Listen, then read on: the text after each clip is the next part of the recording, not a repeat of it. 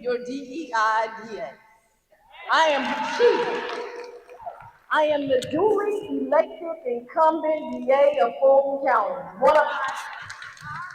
I won a primary by 87% and a general by 68%. They've done everything they can to get rid of me, but here I stand.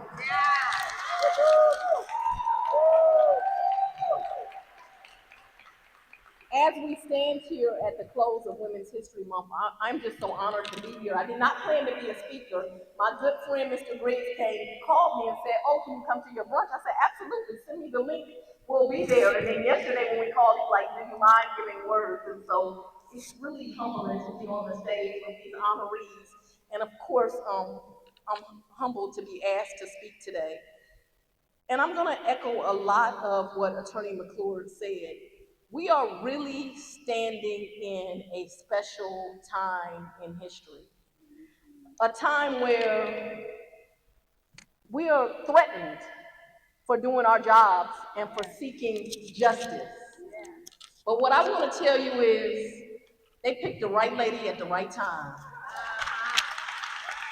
And they are going to continue to be frustrated by the resistance. And the resistance is this: I plan to continue to follow my oath, and I don't really care how many times you threaten me. You can keep investigating, targeting, but what is interesting is you choose two of the most powerful Democrats in the state to target. Why is that? It's because you scare little boys. I hope somebody's recording. You have six scared little boys who think they want a conversation with today. I'm telling you, get your popcorn that day. It's going to be a good day. I am the daughter of a civil rights attorney. My father was a Black Panther. It's not a fact I run from. It is a fact that I am the most proud of. Because being raised as a child, my father never talked to me about hate. Never. He only talked to me about everyone being entitled to dignity. Many of you who know my story know I am an attorney because he was an attorney. But the reason my father became an attorney is because he said he's been locked up in more states than he can count. He said when it's time to take the bar exam, they asked you, put down all your arrests. He said, all I can give you is a list of states. I can't come up with every arrest. But what is important about that is he said it was never Black lawyers that came to help him. It was always white lawyers. And see, this is the distinction between the hate that they sow and what we sow. He has much love for those lawyers who fought for them. It was irrelevant to him, that they were white. He was just happy to stand amongst good people trying to do the right thing. I'm telling you, we are living in a time of history where they want to create hate. I tell my staff all the time, diversity is intentional. And if you look at my leadership, it looks like the United States. I have white men, white women, Asian men, Asian women. Why? Because they're the best in the business. And my second is another sister. And I make no apology for that because she is the best to do the job at this time in history. But what I want to tell you is right now is not a time for fear. To remain silent in this time in history is to become complicit. Somebody look at your neighbor and say, to remain silent at this time in history is to become complicit. Come complicit. That is why I was so proud to be asked by Attorney Griggs of the NAACP to be here. Because what I know is he is fighting for justice. I have to tell you, I call a lot of people with issues, and they simply scared. There is no other way to put it. But when I call him, he is always willing to stand on the right side for justice and to have the difficult conversations about what does that look like. So today, as we conclude Women History Month, we just want to thank the three of you for your service, for giving us an example, for setting together what we should be doing as human beings. And what I want you to begin to do as you go forward is every time they try to make that word DEI an ugly word, you need to tell them that is a beautiful thing.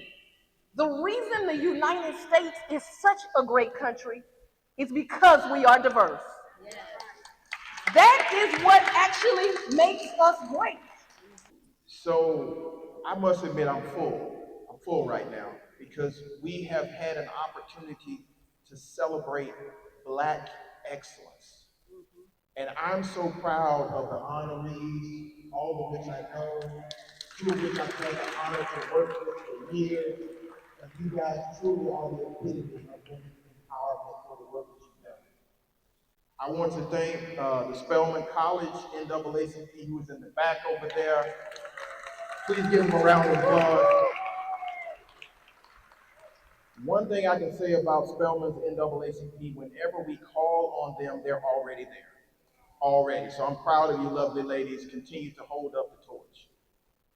You know, it's hard going after my good friend Fonnie Willis. I always find myself going after him, one way or the other. But she is absolutely right. We are in a time when it's time for our generation and the generation behind us to recognize that courage will not skip this generation.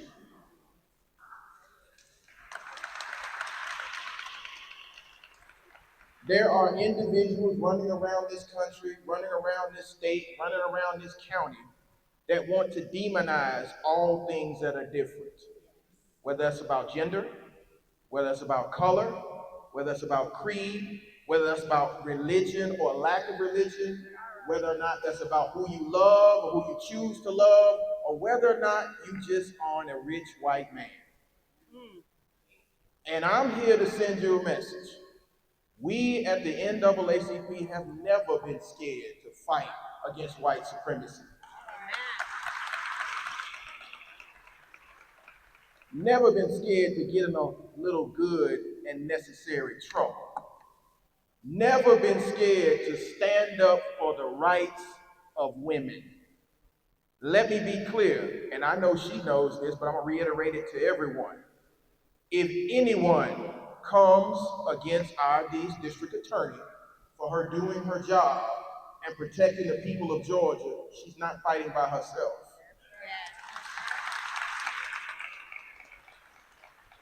Never have, never will. But we need to send a message, y'all, because it appears in this climate that we have a few politicians who truly believe they are above the law.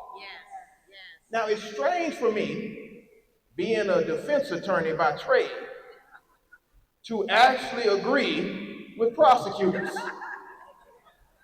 But let me be clear, if I stand in courtrooms 5 days out of the week next to individuals charged with lesser crimes who are potentially going to prison, I don't understand why a certain case is paused.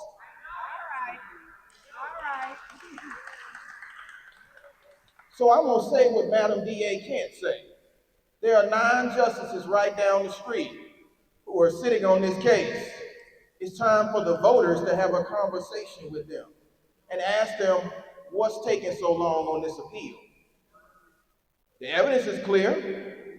If he and his co-conspirators are innocent, 12 citizens from Fulton County will make that determination. But if they are not, then it's time for the citizens of this county, the citizens of this state to have justice, because justice demands that a trial happens.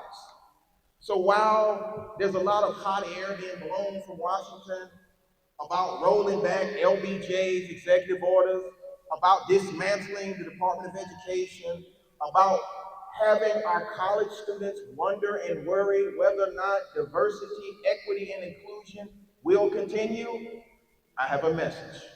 And it's a message from the oldest civil rights organization in this state and in this nation. Not on our watch.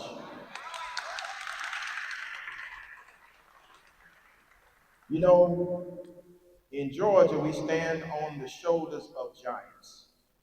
most of which were members of the Atlanta NAACP. Whether that's the Honorable Julian Bond, John Dale Johnson, W.E.B. Du Bois, James Weldon Johnson, of course, all of the lawyers that have come through here, like C.B. King and Donald Lee Hollowell. But the thing that bothers me the most is that for some reason, folks feel like they can mess with Atlanta and not think Atlanta won't respond. People think they can call into our state and ask for 11,781 votes, which is one more than our opponent, and not think they won't spend time in Rice Street. And you and I, Fallon, know we don't want anybody spending time in Rice Street, but some people deserve to be there. Now, here's the call. Here's the charge. It's time for us to be our ancestors, y'all. Our ancestors didn't fight, didn't bleed. Many of them died for us to sit on our behinds and talk about we scared. I'm from Atlanta. We never scared. To quote a great prophet, bone crusher. And so as we are in, and I don't want y'all to miss this, we are in the atrium of the city of Atlanta, the birthplace of civil rights, the place where Maynard Jackson placed a stake and said for 40 years, this city will be the Black Mecca. It's time for this city to be the Black Mecca. The leader of civil rights, the one that stands up while others are afraid. Because let's be clear, there's nothing to fear but fear itself. We're not facing water hoses, dogs, lynchings, threats of violence at every stage. Yeah, he may tweet on Truth Social and we get a few phone calls. But we have the power, y'all. And the one thing I love and the reason why I think it's important that we honor Black women is because by the time we feel like we realize we're in a fight, y'all already down the street in the fight.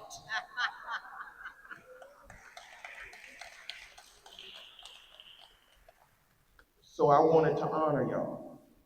I wanted to make sure that the women in the NAACP is lifted up, not only on the local level, but on the state and national level. Because we've had so many Black women do such phenomenal things that were not recognized in due time. But I also have a clarion call, y'all. We gotta send a message. And the message is clear. We definitely earned every opportunity, every right, every privilege. So as Madam DA said, when they tried to use DEI as a slur, let's remix it. Let's flip it around. Because I know, as well as you know, it's not easy being Black. It's definitely not easy being a woman. And it's not easy having to carry the weight of the entire country on your shoulders. But, as my grandmama always said, for this cause, son, you were brought into the world. And it's not too heavy as long as you focus on where you're going. So let's focus on where we're going, y'all. Let's make sure that in 2025, it's not Project 2025, but it's our 2025. I do want to recognize a few other people that are here. I want every member of the NAACP to stand.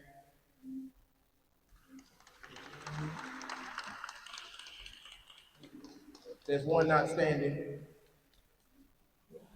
Brother Vice President, thank you. I want to recognize the first Vice President of the State Conference, Kip Carr. Thank you for being here. You guys can have a seat. Now, everybody else who's not a member of this venerable association, it's time to join. It is only $30 a year. $750 for a life membership, and it goes up. And you can have a lifetime of getting in good trouble. Because the only way that we are going to win in this generation is to be on the front lines, is to make sure that our babies understood that the ultimate sacrifice that Megger made was not in vain. The ultimate sacrifice that Harry Johnson down in Harry Moore and his wife made down in Florida was not in vain, because this is our time. So I'm calling on every person under the sound of my voice next weekend, April the 5th, to be down at Piedmont Park, because it's time for us to send a message. Now, for those that are not able to make the 2.1 mile trek from Piedmont Park, and trust me, I've been stretching because I ain't been outside in a while. You can meet us at Liberty Plaza at about 2 o'clock. But we're going to send a message. The message is take your hands off our Social Security, take your hands off our voting rights, take your hands off our educational rights, take your hands off our DEI or affirmative action, whatever you want to call it. And most importantly, take your hands off of our way of life. So, ladies and gentlemen, as I close, I want to remind you of something. 150 years ago, your ancestor was looking at this day right now. They were hoping that their great-great-grandchildren would have the courage that they had. You need to ask yourself every moment when you get up, every morning when you get up and look in the mirror, am I my ancestors' wildest dream? I know Fonnie is. I know I am. You know why? Because we're not cowering in this moment. We're not afraid of a real estate developer from New York. But you need to ask yourself this question. 150 years from now, what are your descendants going to say? Are they going to say that we were tired? We wanted to sit this out? That's not the answer. So y'all, join the NAACP. Let's make sure that we continue to uplift the voices and the legacy of Black women, and let's most importantly make a brighter future for our descendants. Thank you.